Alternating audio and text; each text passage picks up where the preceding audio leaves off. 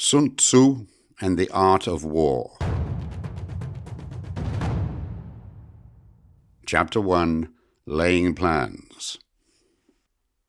Sun Tzu said, "The art of war is of vital importance to the state. It is a matter of life and death, a road either to safety or to ruin. Hence it is a subject of inquiry which can on no account be neglected." The art of war, then, is governed by 5 constant factors to be taken into account in one's deliberations when seeking to determine the conditions obtaining in the field. These are: 1. The moral law. 2. Heaven. 3. Earth. 4. The commander. 5. Method and discipline. The moral law causes the people to be in complete accord with their ruler, so that they will follow him regardless of their lives, undismayed by any danger. Heaven signifies night and day, cold and heat, times and seasons. Earth comprises distances, great and small, danger and security, open ground and narrow passes, the chances of life and death. The commander stands for the virtues of wisdom, sincerity, benevolence, courage, and strictness. By method and discipline are to be understood the marshalling of the army in its proper subdivisions, the graduations of rank among the officers, the maintenance of roads by which supplies may reach the army, and the control of military expenditure. These 5 heads should be familiar to every general. He who knows them will be victorious. He who knows them not will fail. Therefore, in your deliberations, when seeking to determine the military conditions, let them be made the basis of a comparison. In this wise: 1. Which of the 2 sovereigns is imbued with the moral law? 2. Which of the 2 generals has most ability? 3. With whom lie the advantages derived from heaven and earth? 4. On which side is discipline most rigorously enforced? 5. Which army is stronger? 6. On which side are officers and men more highly trained? 7. In which army is there the greater constancy, both in reward and punishment? By means of these 7 considerations, I can forecast victory or defeat. The general that hearkens to my counsel and acts upon it will conquer. Let such a one be retained in command. The general that hearkens not to my counsel, nor acts upon it, will suffer defeat. Let such a one be dismissed. While heeding the profit of my counsel, avail yourselves also of any helpful circumstances over and beyond the ordinary rules. Accordingly, as circumstances are favorable, one should modify one's plans. All warfare is based on deception. Hence, when able to attack, we must seem unable. When using our forces, we must seem inactive. When we are near, we must make the enemy believe we are far away. When far away, we must make him believe we are near. Hold out baits to entice the enemy, feign disorder, and crush him. If he is secure at all points, be prepared for him. If he is in superior strength, evade him. If your opponent is of choleric temper, seek to irritate him. Pretend to be weak, that he may grow arrogant. If he is taking his ease, give him no rest. If his forces are united, separate them. Attack him when he is unprepared. Appear where you are not expected. These military devices leading to victory must not be divulged beforehand. Now, the general who wins a battle makes many calculations in his temple ere the battle is fought. The general who loses a battle makes but few calculations beforehand. Thus do many calculations lead to victory and few calculations to defeat. How much more no calculation at all? It is by attention to this point that I can foresee who is likely to win or lose. Chapter 2. Waging War. Sun Tzu said, In the operations of war, where there are in the field 1,000 swift chariots, as many heavy chariots, and 100,000 mail-clad soldiers, with provisions enough to carry them 1,000 li. The expenditure at home and at the front, including entertainment of guests, small items such as glue and paint, and some spent on chariots and armour, will reach the total of 1,000 ounces of silver per day. Such is the cost of raising an army of 100,000 men. When you engage in actual fighting, if victory is long in coming, then men's weapons will grow dull, and their ardour will be damped. If you lay siege to a town, you will exhaust your strength. Again, if the campaign is protracted, the resources of the state will not be equal to the strain. Now, when your weapons are dulled, your ardour damped, your strength exhausted, and your treasure spent, other chieftains will spring up to take advantage of your extremity. Then no man, however wise, will be able to avert the consequences that must ensue. Thus, though we have heard of stupid haste in war, cleverness has never been seen associated with long delays. There is no instance of a country having benefited from prolonged war. It is only one who is thoroughly acquainted with the evils of war that can thoroughly understand the profitable way of carrying it on. The skilful soldier does not raise a second levy, neither are his supply wagons loaded more than twice. Bring war material with you from home, but forage on the enemy. Thus the army will have food enough for its needs. Poverty of the state exchequer causes an army to be maintained by contributions from a distance. Contributing to maintain an army at a distance causes the people to be impoverished. On the other hand, the proximity of an army causes prices to go up, and high prices cause the people's substance to be drained away. When their substance is drained away, the peasantry will be afflicted by heavy exactions. With this loss of substance and exhaustion of strength, the homes of the people will be stripped bare, and 3/10 of their income will be dissipated, while government expenses for broken chariots, worn-out horses, breastplates and helmets, bows and arrows, spears and shields, protective mantles, draft oxen and heavy wagons will amount to 4/10 of its total revenue. Hence a wise general makes a point of foraging on the enemy. 1 cartload of the enemy's provisions is equivalent to 20 of one's own, and likewise a single pickle from his provender is equal to 20 from one's own store. Now, in order to kill the enemy, our men must be roused to anger. That there may be advantage from defeating the enemy, they must have their rewards. Therefore, in chariot fighting, when 10 or more chariots have been taken, those should be rewarded who took the first. Our own flags should be substituted for those of the enemy, and the chariots mingled and used in conjunction with our own. The captured soldiers should be kindly treated and kept. This is called using the conquered foe to augment one's own strength. In war, then, let your great object be victory, not lengthy campaigns. Thus it may be known that the leader of armies is the arbiter of the people's fate, the man on whom it depends whether the nation shall be in peace or in peril. Chapter 3. Attack by Stratagem. Sun Tzu said, "In the practical art of war, the best thing of all is to take the enemy's country whole and intact. To shatter and destroy it is not so good.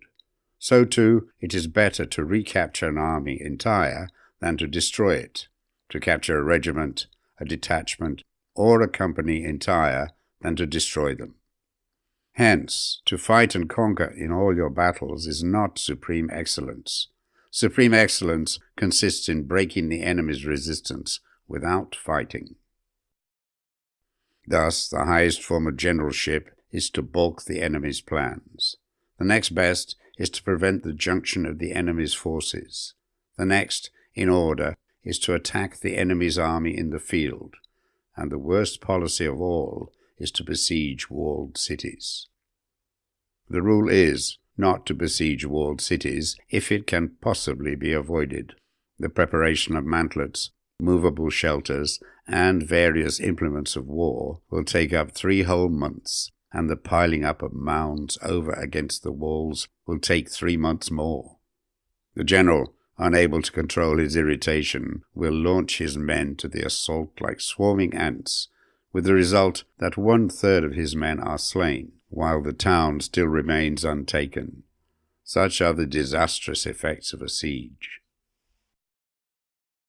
Therefore, the skilled leader subdues the enemy's troops without any fighting. He captures their cities without laying siege to them. He overthrows their kingdom without lengthy operations in the field. With his forces intact, he will dispute the mastery of the empire, and thus, without losing a man, his triumph will be complete. This is the method of attacking by stratagem. It is the rule in war, if our forces are 10 to the enemy's 1, to surround him; if 5 to 1, to attack him; if twice as numerous, to divide our army into 2. If equally matched, we can offer battle. If slightly inferior in numbers, we can avoid the enemy. If quite unequal in every way, we can flee from him. Hence, though an obstinate fight may be made by a small force, in the end it must be captured by the larger force. Now, the general is the bulwark of the state. If the bulwark is complete at all points, the state will be strong. If the bulwark is defective, the state will be weak. There are 3 ways in which a ruler can bring misfortune upon his army: by commanding the army to advance or to retreat, being ignorant of the fact that it cannot obey. This is called hobbling the army. By attempting to govern an army in the same way as he administers a kingdom, being ignorant of the conditions which obtain in an army. This causes restlessness in the soldiers' minds. By employing the officers of his army without discrimination, through ignorance of the military principle of adaptation to circumstances. This shakes the confidence of the soldiers. But when the army is restless and distrustful, trouble is sure to come from the other feudal princes. This is simply bringing anarchy into the army and flinging victory away. Thus we may know that there are 5 essentials for victory. 1. He will win who knows when to fight and when not to fight. 2. He will win who knows how to handle both superior and inferior forces. 3. He will win whose army is animated by the same spirit throughout all its ranks. 4. He will win who, prepared himself, waits to take the enemy unprepared. 5. He will win who has military capacity and is not interfered with by the sovereign. Hence the saying, if you know the enemy and know yourself, you need not fear the result of 100 battles. If you know yourself, but not the enemy, for every victory gained, you will also suffer a defeat. If you know neither the enemy nor yourself, you will succumb in every battle. Chapter 4. Tactical Dispositions. Sun Tzu said, "The good fighters of old first put themselves beyond the possibility of defeat, and then waited for an opportunity of defeating the enemy." To secure ourselves against defeat lies in our own hands, but the opportunity of defeating the enemy is provided by the enemy himself. Thus, the good fighter is able to secure himself against defeat, but cannot make certain of defeating the enemy. Hence the saying, one may know how to conquer without being able to do it. Security against defeat implies defensive tactics. Ability to defeat the enemy means taking the offensive. Standing on the defensive indicates insufficient strength, attacking a superabundance of strength. The general who is skilled in defense hides in the most secret recesses of the earth. He who is skilled in attack flashes forth from the topmost heights of heaven. Thus, on one hand, we have ability to protect ourselves. On the other, a victory that is complete. To see victory only when it is within the ken of the common herd is not the acme of excellence. Neither is it the acme of excellence if you fight and conquer, and the whole empire says, "Well done." To lift an autumn hair is no sign of great strength. To see the sun and moon is no sign of sharp sight. To hear the noise of thunder is no sign of a quick ear. What the ancients called a clever fighter is one who not only wins, but excels in winning with ease. Hence his victories bring him neither reputation for wisdom nor credit for courage. He wins his battles by making no mistakes. Making no mistakes is what establishes the certainty of victory, for it means conquering an enemy that is already defeated. Hence the skillful fighter puts himself into a position which makes defeat impossible, and does not miss the moment for defeating the enemy. Thus it is that in war the victorious strategist only seeks battle after the victory has been won, whereas he who is destined to defeat first fights and afterwards looks for victory. The consummate leader cultivates the moral law and strictly adheres to method and discipline. Thus it is in his power to control success. In respect of military method, we have, firstly, measurement, secondly, estimation of quantity, thirdly, calculation, fourthly, balancing of chances, fifthly, victory. Measurement owes its existence to earth, estimation of quantity to measurement, calculation to estimation of quantity, balancing of chances to calculation, and victory to balancing of chances. A victorious army, opposed to a routed one, is as a pound's weight placed in a scale against a single grain. The onrush of a conquering force is like the bursting of pent-up waters into a chasm 1,000 fathoms deep. Chapter 5. Energy. Sun Tzu said, "The control of a large force is the same principle as the control of a few men. It is merely a question of dividing up their numbers." Fighting with a large army under your command is nowise different from fighting with a small one. It is merely a question of instituting signs and signals. To ensure that your whole host may withstand the brunt of the enemy's attack and remain unshaken, this is effected by maneuvers direct and indirect. That the impact of your army may be like a grindstone dashed against an egg, this is effected by the science of weak points and strong. In all fighting, the direct method may be used for joining battle, but indirect methods will be needed in order to secure victory. Indirect tactics, efficiently applied, are inexhaustible as heaven and earth, unending as the flow of rivers and streams. Like the sun and moon, they end, but to begin anew. Like the 4 seasons, they pass away to return once more. There are not more than 5 musical notes, yet the combinations of these 5 give rise to more melodies than can ever be heard. There are not more than 5 primary colors, blue, yellow, red, white, black. Yet in combination they produce more hues than can ever be seen. There are not more than 5 cardinal tastes, sour, acrid, salt, sweet, bitter.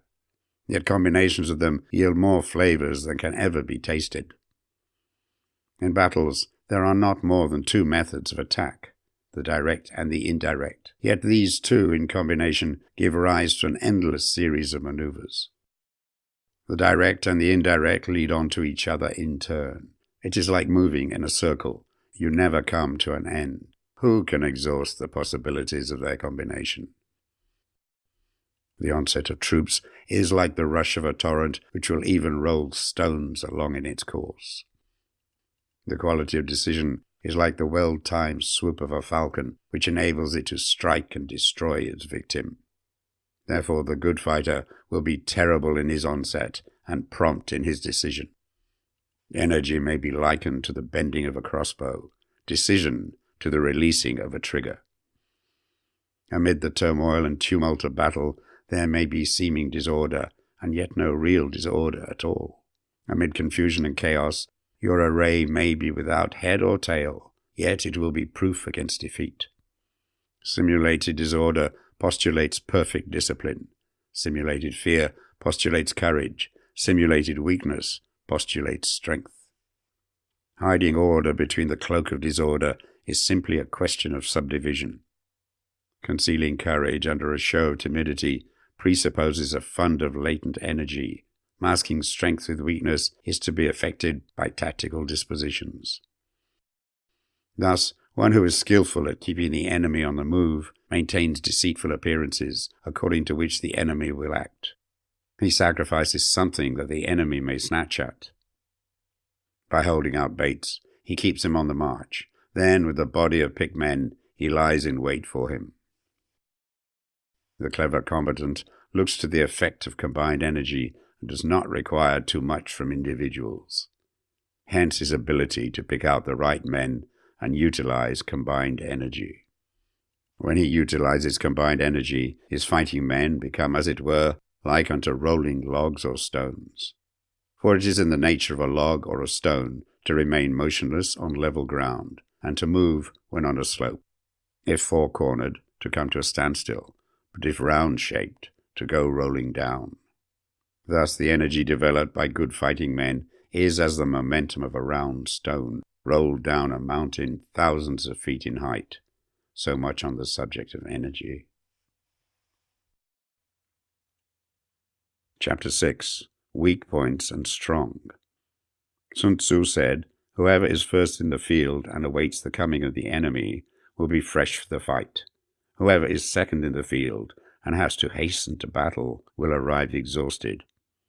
Therefore the clever combatant imposes his will on the enemy, but does not allow the enemy's will to be imposed on him. By holding out advantages to him, he can cause the enemy to approach of his own accord. Or, by inflicting damage, he can make it impossible for the enemy to draw near. If the enemy is taking his ease, he can harass him. If well supplied with food, he can starve him out. If quietly encamped, he can force him to move. Appear at points which the enemy must hasten to defend. March swiftly to places where you are not expected. An army may march great distances without distress if it marches through country where the enemy is not. You can be sure of succeeding in your attacks if you only attack places which are undefended. You can ensure the safety of your defense if you only hold positions that cannot be attacked.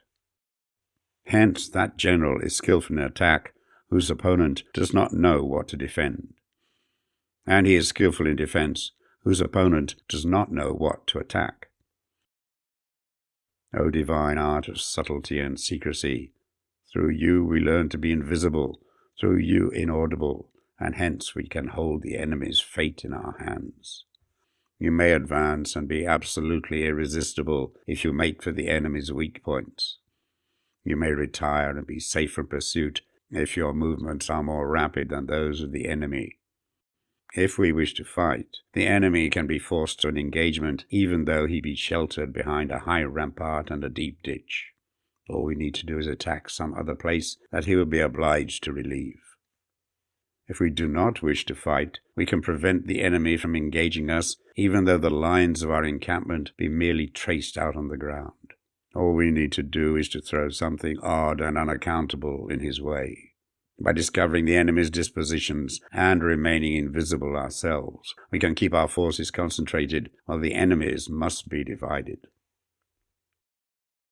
We can form a single united body while the enemy must split up into fractions. Hence, there will be a whole pitted against separate parts of a whole, which means that we shall be many to the enemy's few. And if we are able thus to attack an inferior force with a superior one, our opponents will be in dire straits. The spot where we intend to fight must not be made known, for then the enemy will have to prepare against a possible attack at several different points. And his forces being thus distributed in many directions, the numbers we shall have to face at any given point will be proportionately few. For should the enemy strengthen his van, he will weaken his rear. Should he strengthen his rear, he will weaken his van. Should he strengthen his left, he will weaken his right. Should he strengthen his right, he will weaken his left. If he sends reinforcements everywhere, he will everywhere be weak. Numerical weakness comes from having to prepare against possible attacks. Numerical strength from compelling our adversary to make these preparations against us. Knowing the place and the time of the coming battle, we may concentrate from the greatest distances in order to fight. But if neither time nor place be known, then the left wing will be impotent to succor the right equally impotent to succor the left, the van unable to relieve the rear, or the rear to support the van.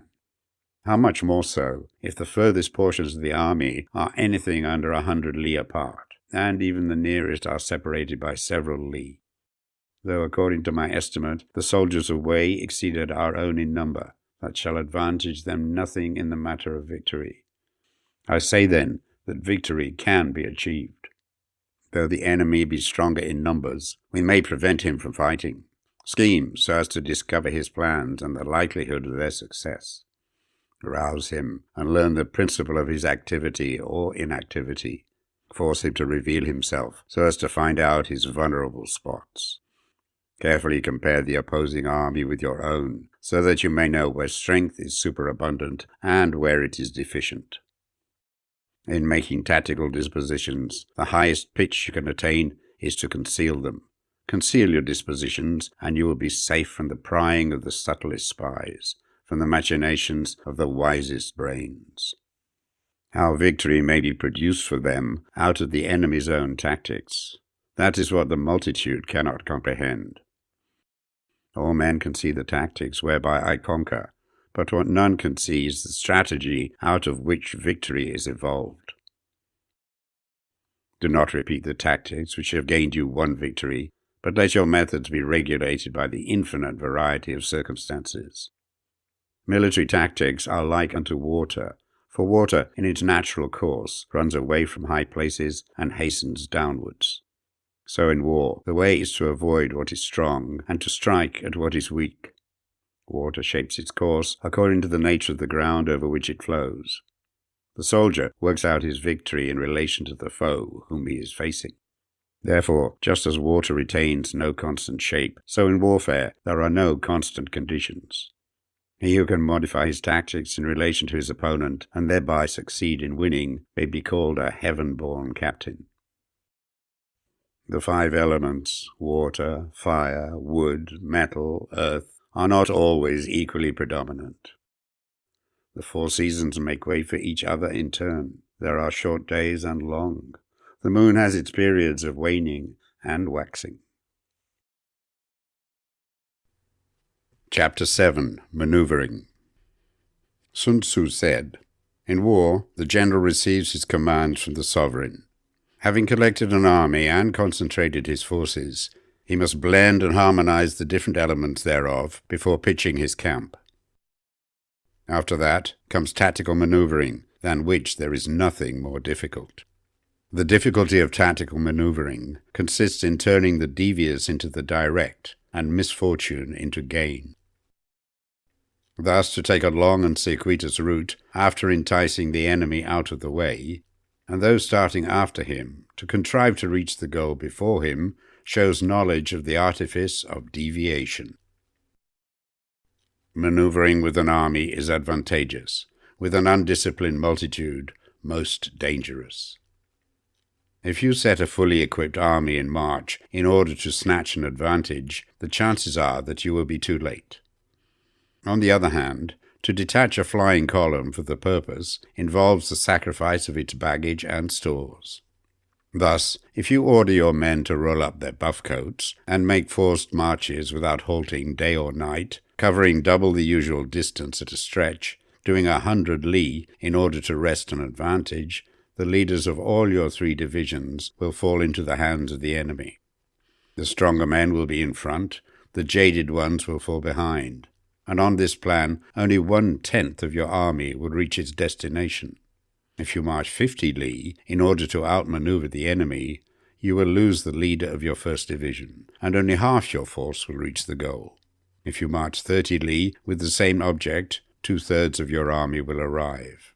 We may take it, then, that an army without its baggage train is lost. Without provisions, it is lost. Without bases of supply, it is lost. We cannot enter into alliance until we are acquainted with the designs of our neighbours.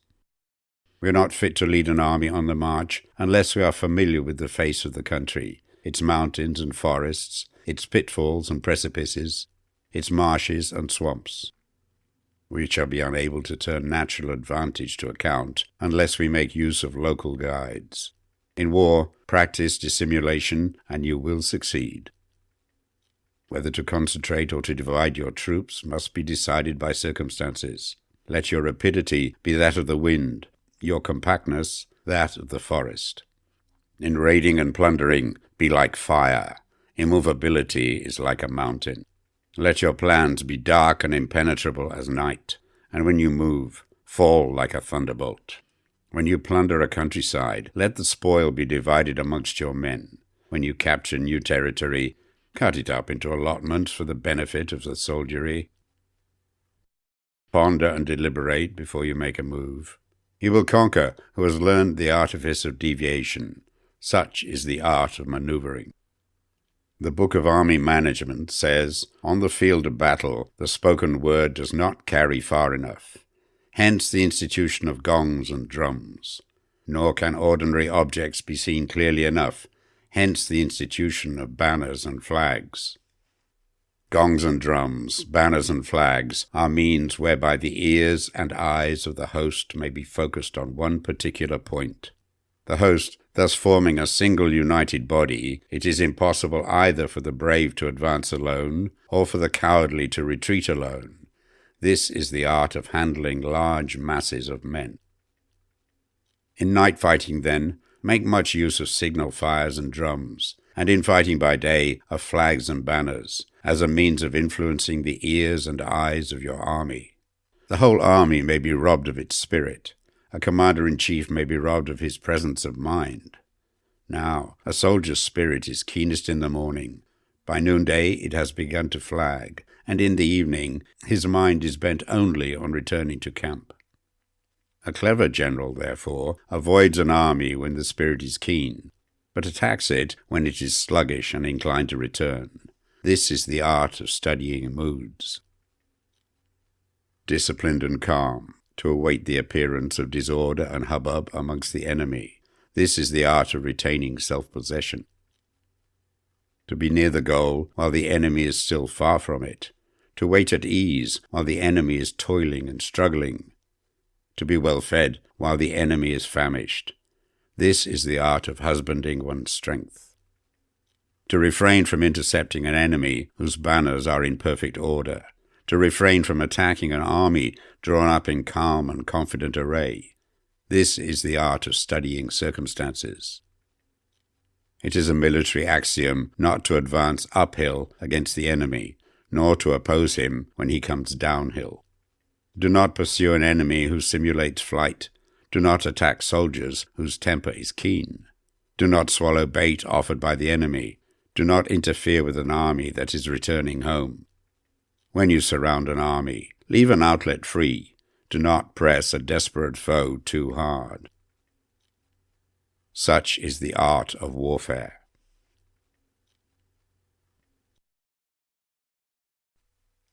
Chapter 8. Variation in Tactics. Sun Tzu said, in war, the general receives his commands from the sovereign, collects his army, and concentrates his forces. When in difficult country, do not encamp. In country where high roads intersect, join hands with your allies. Do not linger in dangerously isolated positions. In hemmed-in situations, you must resort to stratagem. In desperate position, you must fight. There are roads which must not be followed, armies which must not be attacked, towns which must be besieged, positions which must not be contested, commands of the sovereign which must not be obeyed. The general who thoroughly understands the advantages that accompany variation of tactics knows how to handle his troops. The general who does not understand these may be well acquainted with the configuration of the country, yet he will not be able to turn his knowledge to practical account. So, the student of war who is unversed in the art of war of varying his plans, even though he be acquainted with the 5 advantages, will fail to make the best use of his men. Hence, in the wise leader's plans, considerations of advantage and of disadvantage will be blended together. If our expectation of advantage be tempered in this way, we may succeed in accomplishing the essential part of our schemes. If, on the other hand, in the midst of difficulties, we are always ready to seize an advantage, we may extricate ourselves from misfortune. Reduce the hostile chiefs by inflicting damage on them, and make trouble for them, and keep them constantly engaged. Hold out specious allurements, and make them rush to any given point. The art of war teaches us to rely not on the likelihood of the enemy's not coming, but on our own readiness to receive him, not on the chance of his not attacking, but rather on the fact that we have made our position unassailable. There are 5 dangerous faults which may affect a general. 1. Recklessness, which leads to destruction. 2. Cowardice, which leads to capture. 3. A hasty temper, which can be provoked by insults. 4. A delicacy of honor, which is sensitive to shame. 5. Over-solicitude for his men, which exposes him to worry and trouble. These are the 5 besetting sins of a general, ruinous to the conduct of war. When an army is overthrown and its leader slain, the cause will surely be found among these 5 dangerous faults. Let them be subject of meditation. Chapter 9. The Army on the March. Sun Tzu said, "We come now to the question of encamping the army and observing signs of the enemy. Pass quickly over mountains and keep in the neighborhood of valleys. Camp in high places, facing the sun. Do not climb heights in order to fight. So much for mountain warfare. After crossing a river, you should get far away from it. When an invading force crosses a river in its onward march, do not advance to meet it midstream. It will be best to let half the army get across and then deliver your attack. If you are anxious to fight, you should not go to meet the invader near a river which he has to cross. Moor your craft higher up than the enemy and facing the sun. Do not move upstream to meet the enemy. So much for river warfare. In crossing salt marshes, your sole concern should be to get over them quickly without any delay. If forced to fight in a salt marsh, you should have water and grass near you and get your back to a clump of trees. So much for operations in salt marshes. In dry, level country, take up an easily accessible position with rising ground to your right and on your rear, so that the danger may be in front and safety lie behind. So much for campaigning in flat country. These are 4 useful branches of military knowledge which enabled the Yellow Emperor to vanquish 4 several sovereigns. All armies prefer high ground to low and sunny places to dark. If you are careful with your men and camp on hard ground, the army will be free from disease of every kind, and this will spell victory. When you come to a hill or a bank, occupy the sunny side, with the slope on your right rear. Thus, you will at once act for the benefit of your soldiers and utilize the natural advantages of the ground. When, in consequence of heavy rains up country, a river which you wish to ford is swollen and flecked with foam, you must wait till it subsides. Country in which there are precipitous cliffs with torrents running between, deep natural hollows, confined places, tangled thickets, quagmires and crevices, should be left with all possible speed and not approached.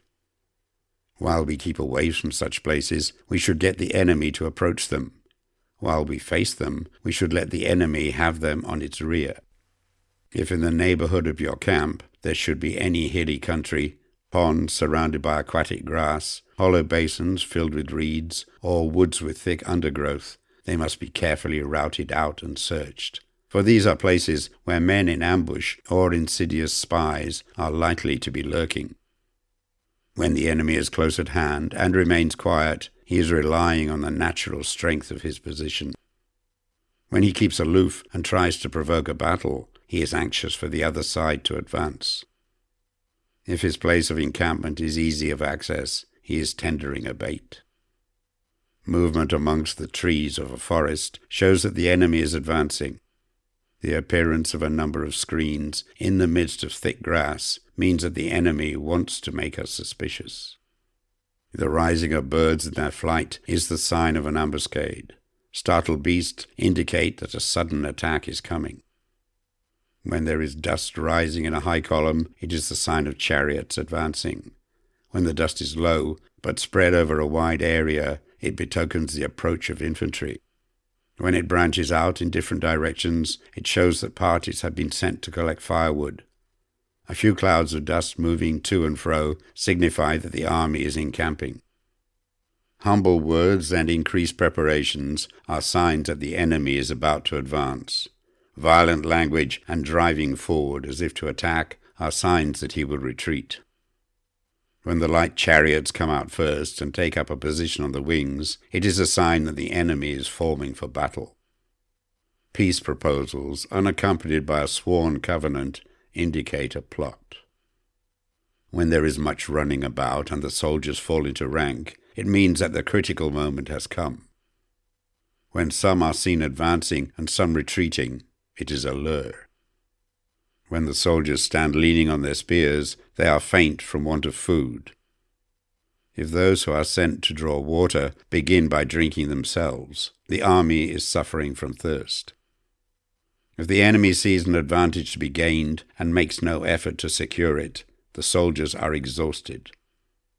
If birds gather on any spot, it is unoccupied.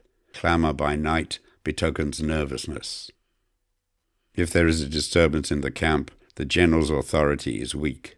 If the banners and flags are shifted about, sedition is afoot.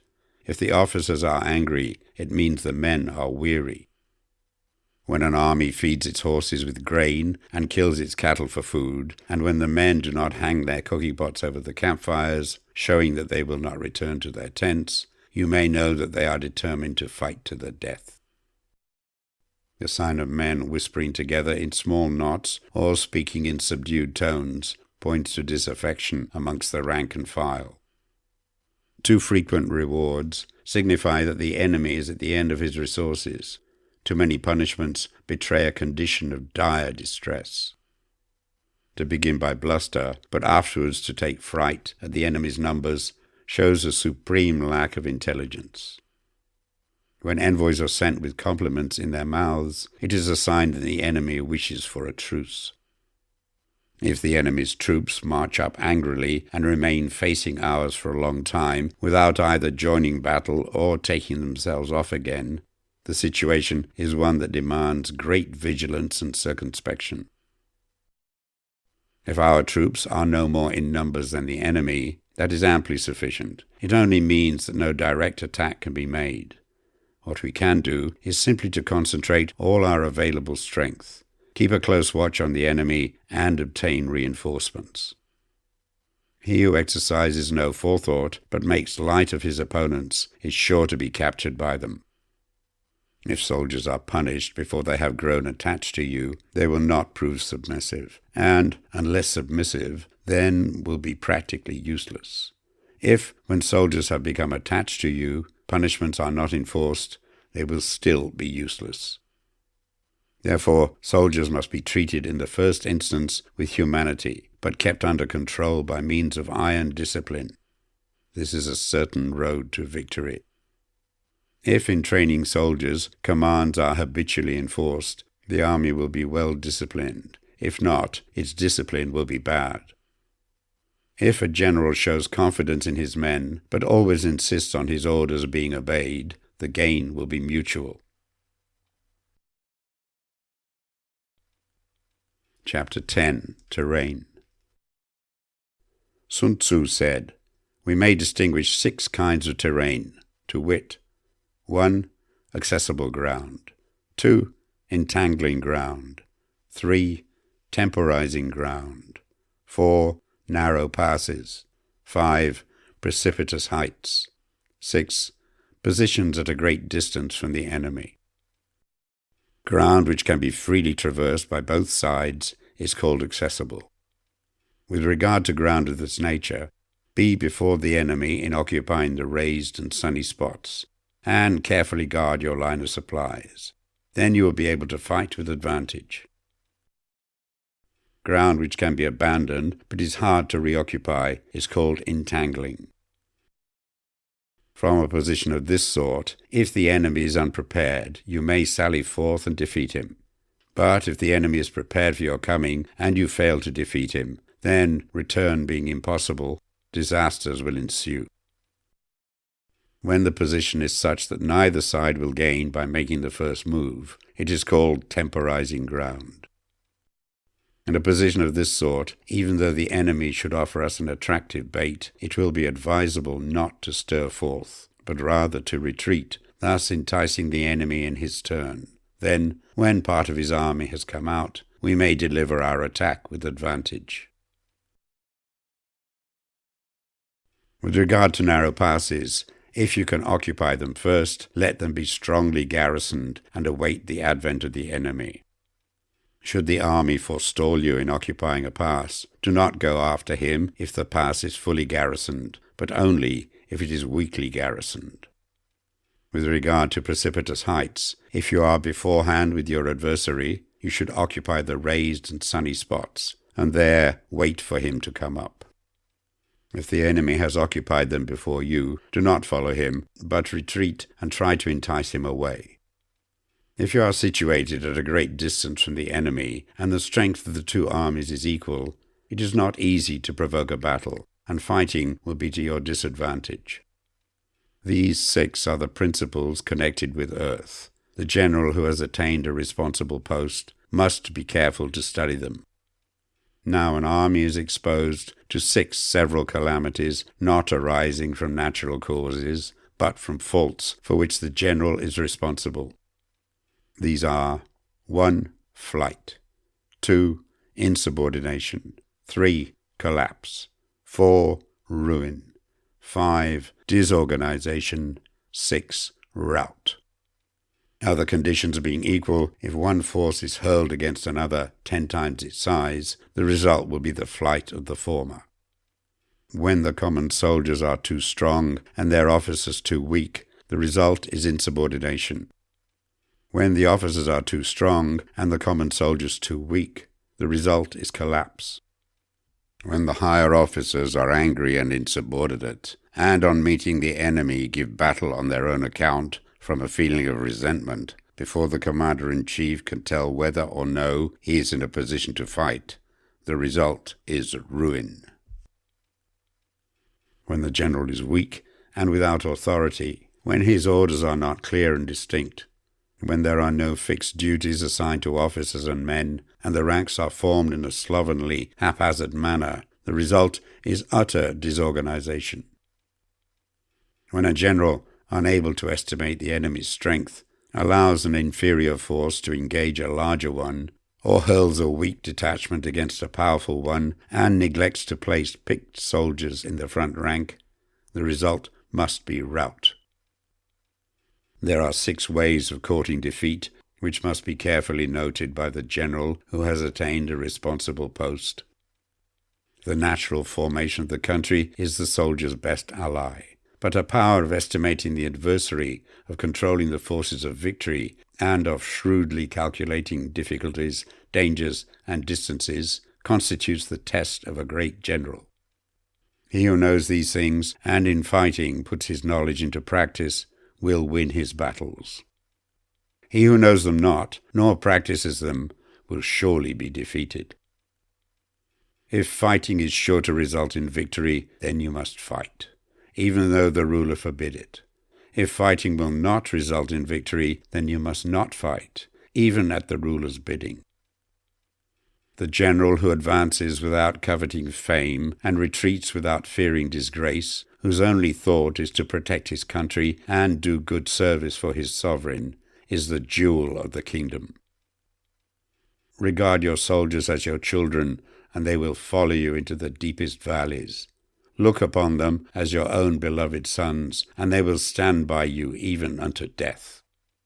If, however, you are indulgent, but unable to make your authority felt, kind-hearted, but unable to enforce your commands, and incapable, moreover, of quelling disorder, then your soldiers must be likened to spoilt children. They are useless for any practical purpose. If we know that our own men are in a condition to attack, but are unaware that the enemy is not open to attack, we have gone only halfway towards victory.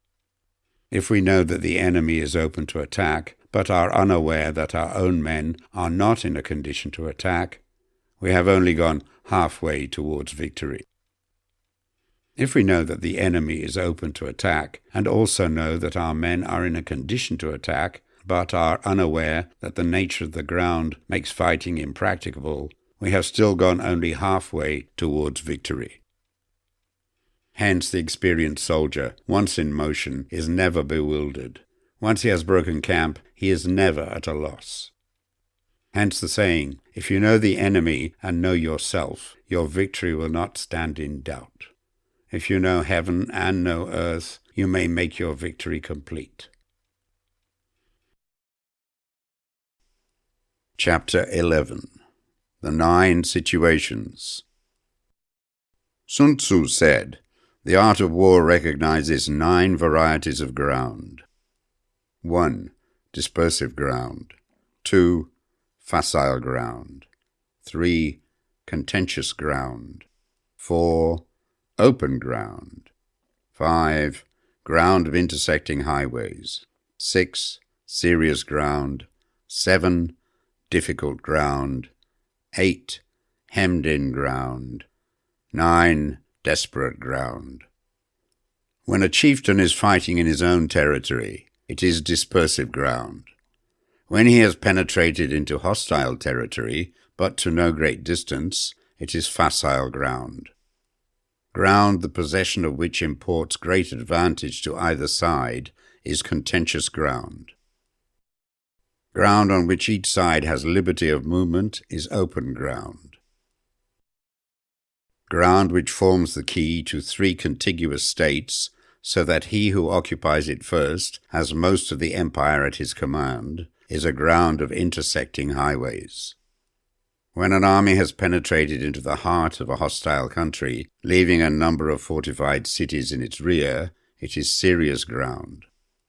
Mountain forests, rugged steeps, marshes and fens, all country that is hard to traverse, this is difficult ground. Ground which is reached through narrow gorges, and from which we can only retire by tortuous paths, so that a small number of the enemy would suffice to crush a large body of our men. This is hemmed-in ground. Ground on which we can only be saved from destruction by fighting without delay is desperate ground. On dispersive ground, therefore, fight not. On facile ground, halt not. On contentious ground, attack not. On open ground, do not try to block the enemy's way. On the ground of intersecting highways, join hands with your allies. On serious ground, gather in plunder. In difficult ground, keep steadily on the march. On hemmed-in ground, resort to stratagem. On desperate ground, fight. Those who were called skillful leaders of old knew how to drive a wedge between the enemy's front and rear, to prevent cooperation between his large and small divisions, to hinder the good troops from rescuing the bad, the officers from rallying their men. When the enemy's men were united, they managed to keep them in disorder. When it was to their advantage, they made a forward move. When otherwise, they stopped still. If asked how to cope with a great host of the enemy in orderly array and on the point of marching to the attack, I should say, begin by seizing something which your opponent holds dear. Then he will be amenable to your will. Rapidity is the essence of war. Take advantage of the enemy's unreadiness. Make your way by unexpected routes, and attack unguarded spots. The following are the principles to be observed by an invading force. The further you penetrate into a country, the greater will be the solidarity of your troops, and thus the defenders will not prevail against you. Make forays in fertile country in order to supply your army with food. Carefully study the well-being of your men and do not overtax them. Concentrate your energy and hoard your strength. Keep your army continually on the move and devise unfathomable plans. Throw your soldiers into positions whence there is no escape, and they will prefer death to flight. If they will face death, there is nothing they may not achieve. Officers and men alike will put forward their uttermost strength. Soldiers, when in desperate straits, lose the sense of fear. If there is no place of refuge, they will stand firm. If they are in hostile country, they will show a stubborn front. If there is no help for it, they will fight hard. Thus, without waiting to be marshalled, the soldiers will be constantly on the qui-vive, without waiting to be asked. They will do your will without restrictions. They will be faithful without giving orders. They can be trusted. Prohibit the taking of omens, and do away with superstitious doubts. Then, until death itself comes, no calamity need be feared. If our soldiers are not overburdened with money, it is not because they have a distaste for riches. If their lives are not unduly long, it is not because they are disinclined to longevity. On the day they are ordered out to battle, your soldiers may weep, those sitting up bedewing their garments, and those lying down letting the tears run down their cheeks. But let them once be brought to bay, and they will display the courage of a Chu or a Kui. The skillful tactician may be likened to the shuaijian. Now the shuaijian is a snake that is found in the Jiong Mountains. Strike at its head, and you will be attacked by its tail. Strike at its tail, and you will be attacked by its head. Strike at its middle, and you will be attacked by the head and tail, both. Asked if an army can be made to imitate the shuaijian, I should answer yes. For the men of Wu and the men of Yue are enemies. Yet if they are crossing a river in the same boat and are caught by a storm, they will come to each other's assistance, just as the left hand helps the right. Hence it is not enough to put one's trust in the tethering of horses and the burying of chariot wheels in the ground.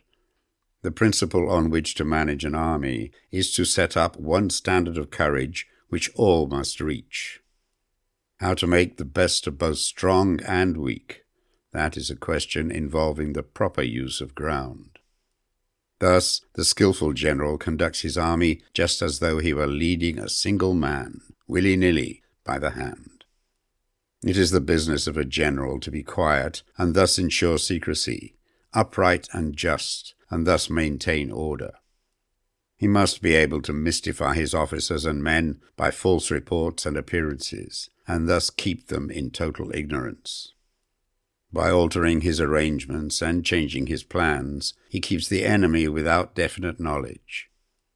By shifting his camp and taking circuitous routes, he prevents the enemy from anticipating his purpose. At the critical moment, the leader of an army acts like one who has climbed up a height and then kicks away the ladder behind him. He carries his men deep into hostile territory before he shows his hand. He burns his boats and breaks his cooking pots. Like a shepherd driving a flock of sheep, he drives his men this way and that, and nothing knows whither he is going. To muster his host and bring it into danger, this may be termed the business of the general. The different measures suited to the 9 varieties of ground, the expediency of aggressive or defensive tactics, and the fundamental laws of human nature. These are things that must most certainly be studied. When invading hostile territory, the general principle is that penetrating deeply brings cohesion. Penetrating but a short way means dispersion. When you leave your own country behind and take your army across neighborhood territory, you find yourself on critical ground. Where there are means of communication on all four sides, the ground is one of intersecting highways. When you penetrate deeply into a country, it is serious ground. When you penetrate but a little way, it is facile ground. When you have your enemy's strongholds on your rear and narrow passes in front, it is hemmed-in ground. When there is no place of refuge at all, it is desperate ground. Therefore, on dispersive ground, I would inspire my men with unity of purpose. On facile ground, I would see that there is close connection between all parts of my army. On contentious ground, I would hurry up my rear. On open ground, I would keep a vigilant eye on my defenses. On ground of intersecting highways, I would consolidate my alliances. On serious ground, I would try to ensure a continuous stream of supplies. On difficult ground, I would keep pushing on along the road. On hemmed-in ground, I would block any way of retreat. On desperate ground, I would proclaim to my soldiers the hopelessness of saving their lives. For it is the soldier's disposition to offer an obstinate resistance when surrounded, to fight hard when he cannot help himself, and to obey promptly when he has fallen into danger. We cannot enter into alliance with the neighboring princes until we are acquainted with their designs. We are not fit to lead an army on the march unless we are familiar with the face of the country, its mountains and forests, its pitfalls and precipices, its marshes and swamps. We shall be unable to turn natural advantages to account unless we make use of local guides. To be ignored of any one of the following 4 or 5 principles does not befit a warlike prince. When a warlike prince attacks a powerful state, his generalship shows itself in preventing the concentration of the enemy's forces. He overawes his opponents, and their allies are prevented from joining against him. Hence he does not strive to ally himself with all and sundry, nor does he foster the power of other states. He carries out his own secret designs, keeping his antagonists in awe. Thus he is able to capture their cities and overthrow their kingdoms. Bestow rewards without regard to rule. Issue orders without regard to previous arrangements, and you will be able to handle a whole army as though you had to do it with but a single man. Confront your soldiers with the deed itself. Never let them know your design. When the outlook is bright, bring it before their eyes, but tell them nothing when the situation is gloomy. Place your army in deadly peril, and it will survive. Plunge it into desperate straits, and it will come off in safety. For it is precisely when a force has fallen into harm's way that it is capable of striking a blow for victory. Success in warfare is gained by carefully accommodating ourselves to the enemy's purpose. By persistently hanging on to the enemy's flank, we shall succeed in the long run in killing the commander-in-chief. This is called ability to accomplish a thing by sheer cunning. On the day that you take up your command, block the frontier passes, destroy the official tallies, and stop the passage of all emissaries. Be stern in the council chamber so that you may control the situation. If the enemy leaves the door open, you must rush in. Forestall your opponent by seizing what he holds dear, and subtly contrive to time his arrival on the ground. Walk in the path defined by rule, and accommodate yourself to the enemy until you can fight a decisive battle. At first, then, exhibit the coyness of a maiden until the enemy gives you an opening. Afterwards, emulate the rapidity of a running hare, and it will be too late for the enemy to oppose you. Chapter 12. The Attack by Fire. Sun Tzu said, "There are 5 ways of attacking with fire. The first is to burn the soldiers in their camp. The second is to burn stores. The third is to burn baggage trains. The fourth is to burn arsenals and magazines. The fifth is to hurl dropping fire amongst the enemy. In order to carry out an attack, we must have means available. The material for raising fire should always be kept in readiness. There is a proper season for making attacks with fire, and special days for starting a conflagration. The proper season is when the weather is very dry. The special days are those when the moon is in the constellations of the sieve, the wall, the wing, or the crossbar. For these four are all days of rising wind. In attacking with fire, one should be prepared to meet 5 possible developments. When fire breaks out inside the enemy's camp, respond at once with an attack from without. If there is an outbreak of fire, but the enemy's soldiers remain quiet, bide your time and do not attack. When the force of the flames has reached its height, follow up with an attack, if that is practicable. If not, stay where you are. If it is possible to make an assault with fire from without, do not wait for it to break out within, but deliver your attack at a favorable moment. When you start a fire, be to windward of it. Do not attack from the leeward. A wind that rises in the daytime lasts long, but the night breeze soon falls. In every army, the 5 developments connected with fire must be known, the movements of the stars calculated, and a watch kept for the proper days. Hence, those who use fire as an aid to the attack show intelligence. Those who use water as an aid to the attack gain an accession of strength. By means of water, an enemy may be intercepted, but not robbed of all his belongings. Unhappy is the fate of one who tries to win his battles and succeed in his attacks without cultivating the spirit of enterprise, for the result is a waste of time and general stagnation. Hence the saying, "The enlightened ruler lays his plans well, the good general cultivates his resources." Move not until you see an advantage. Use not your troops unless there is something to be gained. Fight not unless the position is critical. No ruler should put troops into the field merely to gratify his own spleen. No general should fight a battle simply out of pique. If it is to your advantage, make a forward move. If not, stay where you are. Anger may in time change to gladness. Vexation may be succeeded by content. But a kingdom that has once been destroyed can never come back again into being, nor can the dead ever be brought back to life. Hence the enlightened ruler is heedful, and the good general full of caution. This is the way to keep a country at peace and an army intact. Chapter 13. The Use of Spies. Sun Tzu said, "Raising a host of 100,000 men and marching them great distances entails heavy loss on the people and a drain on the resources of the state. The daily expenditure will amount to 1,000 ounces of silver. There will be commotion at home and abroad, and men will drop down exhausted on the highways.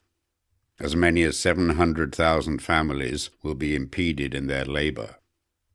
Hostile armies may face each other for years, striving for the victory which is decided in a single day. This being so, to remain in ignorance of the enemy's condition simply because one grudges the outlay of 100 ounces of silver in honors and emoluments is the height of inhumanity. One who acts thus is no leader of men, no present help to his sovereign, no master of victory. Thus, what enables the wise sovereign and the good general to strike and conquer and achieve things beyond the reach of ordinary men is foreknowledge. Now this foreknowledge cannot be elicited from spirits. It cannot be obtained inductively from experience, nor by any deductive calculation.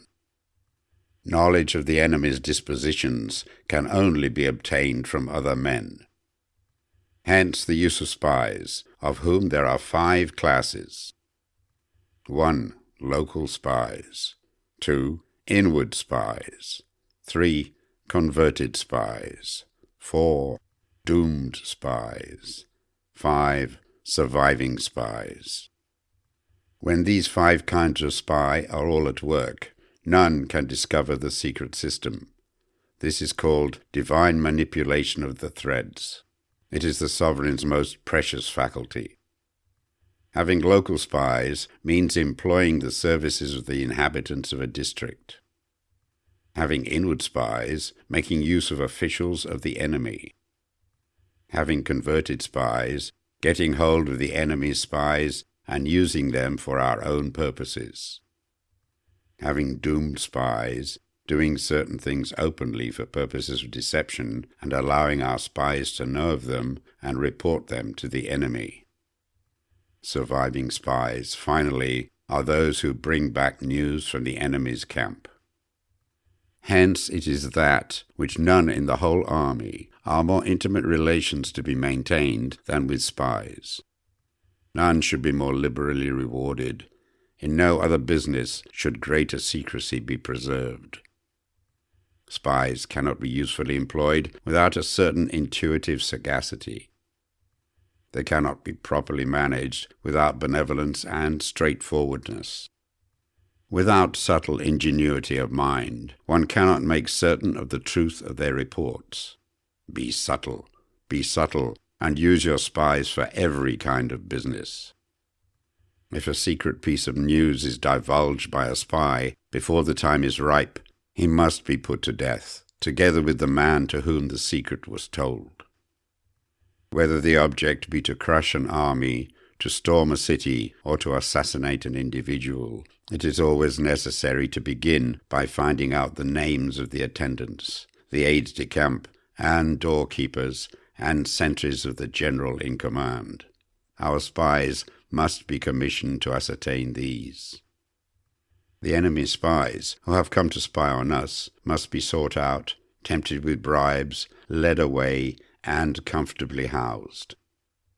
Thus they will become converted spies and available for our service. It is through the information brought by the converted spy that we are able to acquire and employ local and inward spies. It is owing to his information again that we can cause the doomed spy to carry false tidings to the enemy. Lastly, it is by his information that the surviving spy can be used on appointed occasions. The end and aim of spying in all its 5 varieties is knowledge of the enemy, and this knowledge can only be derived in the first instance from the converted spy. Hence it is essential that the converted spy be treated with the utmost liberality. Of old, the rise of the Yin dynasty was due to Ai Qi, who had served under the Hsia. Likewise, the rise of the Zhou dynasty was due to Liu Ya, who had served under the Yin. Hence, it is only the enlightened ruler and the wise general who will use the highest intelligence of the army for purposes of spying, and thereby they achieve great results. Spies are a most important element in warfare, because on them depends an army's ability to move.